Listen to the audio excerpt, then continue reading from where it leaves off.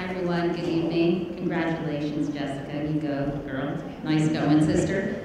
Thanks so much, Dan, for that, and good evening, everyone. I have to say, it's very exciting to be here in a room full of so many fine physical specimens, and Terry McDonald.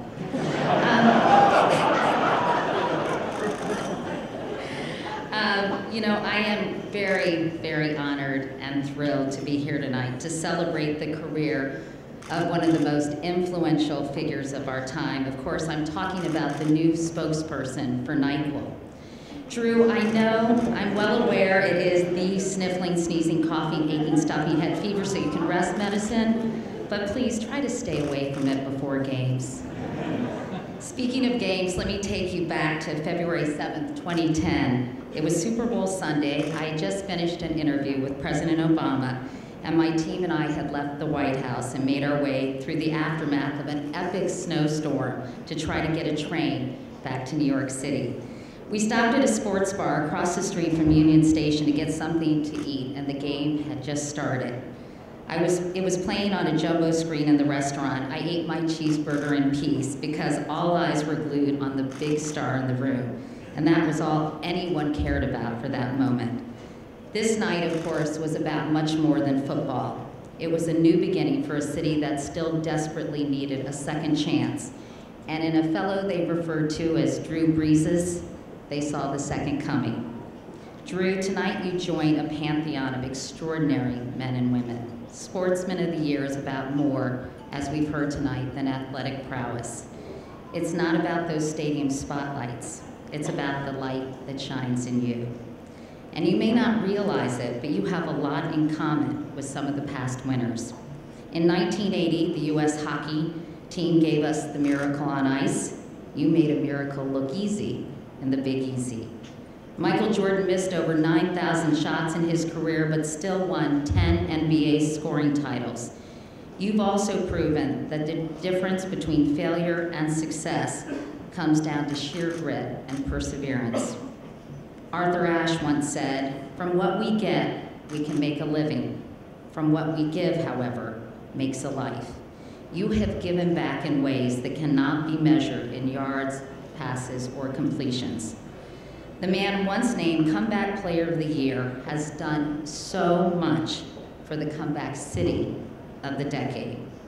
The week before the Super Bowl last year, I had the opportunity, the privilege, to sit down with Drew and his beautiful, wonderful wife, Brittany. Drew told me when they first visited New Orleans, before he signed with the Saints, they drove around the city so they could see firsthand the devastation and destruction Katrina had left in her path. The Superdome had half a roof. The city was barely above water, and cars flipped upside down were floating in people's living rooms. Drew said it was the worst of the worst. Lots of NFL stars, let's face it, lots of ordinary people would have just walked away. But Drew saw an amazing opportunity and some uncanny parallels. He had just had major shoulder surgery, and doctors claimed he had only a 25% chance of a full recovery. What were the chances of New Orleans recovering? Maybe about the same. He described what he said was a mutual gamble. This was the only team that really looked at me and said, "We trust you. We have confidence in you. We believe in you." And sometimes all you need is just for somebody to believe in you in order to be able to accomplish what you never thought you could. It took the Saints 2 decades to have a winning season and more than 40 years to win a Super Bowl. Maybe they just needed someone who believed in them and who they could believe in too. There's a saying in New Orleans, who'd that say they're gonna beat them Saints? I did that pretty well, didn't I? I was kind of nervous about that one. Drew took on the challenge and gave them an answer. Nobody. I could not believe I was stuck on Amtrak during the Super Bowl, following the game on Twitter. But halfway between Philly and Trenton, I swear I could almost hear the city of New Orleans in a spectacular reversal of fortune, screaming from the rooftops, their agony replaced by the thrill of victory. And what a thrill it was. I personally found it so exhilarating, not because of Drew Brees, the quarterback, but because of Drew Brees, the man. Drew and Brittany have both become MVPs for their community. The Brees Dream Foundation has raised more than $6 million to help advance cancer research, care for cancer patients, and help rebuild parks, schools, and playgrounds for the children of New Orleans. I visited one of those schools where the kids were planting a garden and showed off their spinach and kale and even rosemary with pride. Drew also knows that if you build it, they will come, even though I'm sort of mixing my sports metaphors here. He's encouraged people to plant their new businesses in the area to help it grow economically. And he doesn't just support entrepreneurship, he is one.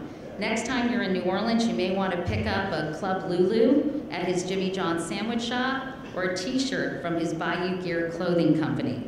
He's also got an eye on the future.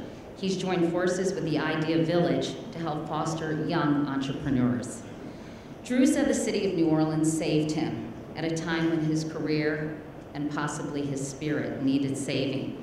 He's called the opportunity to play for the Saints destiny. But Drew, you created your own destiny. Your fearlessness gave a city courage. Your heart gave a city hope. And with 10 minutes to go in the fourth quarter and the Saints trailing the Colts by just 1 point, completing all 7 of your passes in a 9-play, 59-yard march to a stunning victory, you gave a city reason to believe in itself again. In fact, you gave a reason for all of us to believe. Very simply put, Drew Brees, on and off the field, you kick ass. Congratulations on being the 2010 Sports Illustrated Sportsman of the Year.